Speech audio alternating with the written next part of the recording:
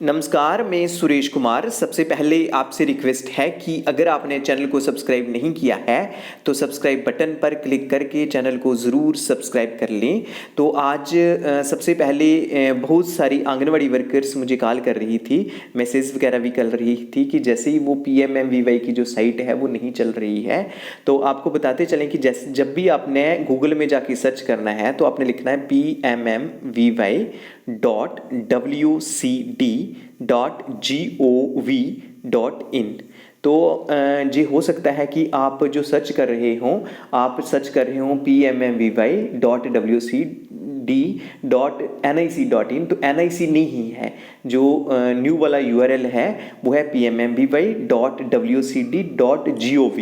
तो इसमें चेंज किया है gov.in है, तो इसी को करके आपने सर्च करना है तो आपका जो PMMVY का पोर्टल है वो खुल जाएगा। फिर आपने लॉगिन करके अपना यूज़र ID, पासवर्ड वगैरह, कैप्चा वगैरह डालना है और फर्दर प्रोसीड करना है। आई थिंक इसमें अभी प्रॉब्लम नहीं रही होगी। तो आज के टॉपिक पे हम आते हैं। आज एक जो लेटर निकला है government of Jammu and Kashmir, mission directorate पोषण J&K, तो ये सभी डिस्ट्रिक्ट प्रोग्राम ऑफिसर्स पोषण आल, तो ये जो लेटर निकला था ये 30 अक्टूबर 2023 को निकला था, मतलब कि कल निकला था। तो इसमें जो सब्जेक्ट है इशू इन PMMVY, क्योंकि ये जो इश्यूज़ हैं बहुत सारी आंगनवाड़ी वर्कर्स इन इश्यूज़ को फेस कर रही हैं, सुपरवाइजर्स फेस कर रहे हैं, तो इसमें क्लियरेंस दी गई है। तो sir oblique madam, this is in reference to subject cited above. In this connection, it is requested that this office has received a number of issues regarding non-registration of beneficiaries under PMMVY by field functionaries. If concerned form is rejected by concerned sanctioning officer SO due to some error in the form, and in some cases login IDs of SOs, supervisors, Anganwadi workers show ID does not exist, IDs not exist, or email or password not found. तो इसमें ये बताया गया है कि एक जो main issue आ रहा है, जैसे किसी आंगनवाड़ी वर्कर ने फॉर्म फिलअप किया था, ऑनलाइन किया था, उसके बाद वो फॉर्म चला गया सुपरवाइज़र की आईडी में, तो सुपरवाइज़र ने वेरीफाई करके आगे जो है वो SO जो सेंक्शनिंग ऑफिसर हैं, जो हमारे वर्दी CDPOs हैं, उनकी आईडी में चला जाएगा। तो उसमें अगर वो देखते हैं कि कोई इस फॉर्म में एरर है, जहाँ कोई जैसे फॉर्मेलिटी जो है वो सबमिट नहीं हुई है, तो उस केस में अगर वो रिजेक्ट करते हैं तो जब आंगनवाड़ी वर्कर उनको दोबारा फिलअप करेंगी तो वो फॉर्म फिलअप नहीं हो रहे हैं।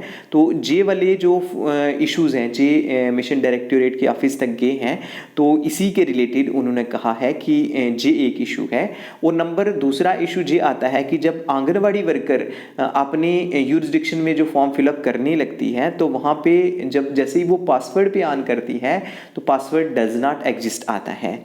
उसके बाद जहाँ ये आता है कि जो आईडी है ये डज नॉट एग्जिस्ट। वैसे ही सुपरवाइजर्स का है कि सुपरवाइजर्स की आईडी जहाँ पासवर्ड डज नॉट एग्जिस्ट आता है, वो वाला दूसरा इशू है। जहाँ जो CDPO वाली आईडी वगैरह है, SO जिनको सेंक्शनिंग ऑफिसर बोलते हैं, उनकी आईडी जहाँ पासवर्ड डज नॉट एग्जिस्ट, ये वाला जो इशू है, मतलब ये दो मेन इशूज़ हैं। एक ही जब फॉर्म जो सेंक्शनिंग ऑफिसर रिजेक्ट करता है फिर दोबारा आंगनवाड़ी वर्कर को फिलअप करना होता है, जो एरर है उसको ठीक करना होता है, उस केस में जो फॉर्म्स हैं वो अपलोड नहीं हो रहे हैं। दूसरा है कि आंगनवाड़ी वर्कर की जे मुझे भी पर्सनली आंगनवाड़ी वर्कर्स कॉल करती हैं कि उनकी जो आईडी है, जहाँ उनका जो पासवर्ड है वो नहीं लग रहा है, जहाँ सुपरवाइजर का आईडी पासवर्ड नहीं लग रहा है, जहाँ CDPO का नहीं लग रहा है, तो उसी सिलसिले में है।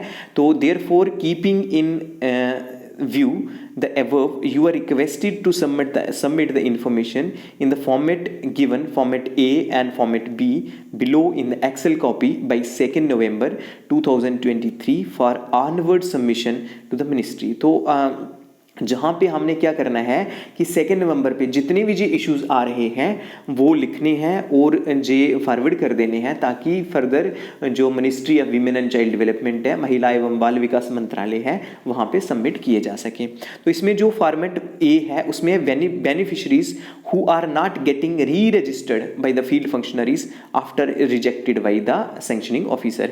तो इसमें कौन से बेनिफिशरीज हैं जो कि री रजिस्टर्ड नहीं हो रहे हैं, दोबारा से उनका रजिस्ट्रेशन नहीं हो रहा है।